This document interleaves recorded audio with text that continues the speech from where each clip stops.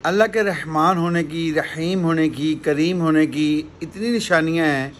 सूरह इब्राहीम में अल्लाह पाक फरमा रहा, तुम सारी मखलूक मिल के मेरी तारीफ़ करना शुरू करो, सब तारीफ़ करो और इतनी तारीफ़ करो कि तुम थक जाओ, लेकिन मेरी बादशाहत में, मेरी शान में कोई बुलंदी नहीं आ सकती।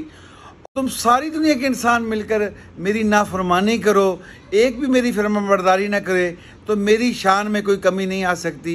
आगे अल्लाह फरमा रहा, देखो जी मुझे कोई परवाह नहीं, ये तुम्हारा ही नुकसान है।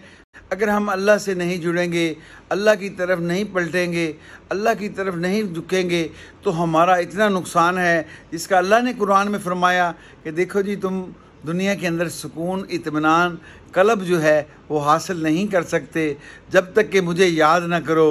बस मेरी तरफ पलटो, मुझे हासिल करो, यानी मुझे याद करो, मैं तुम्हें याद करूँगा, तुम मुझे दिल में याद करोगे, मैं तुम्हें दिल में याद करूँगा।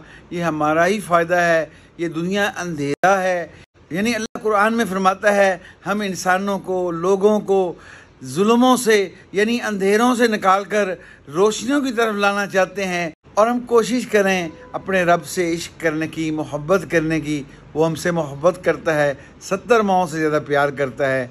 बहुत शुक्रिया।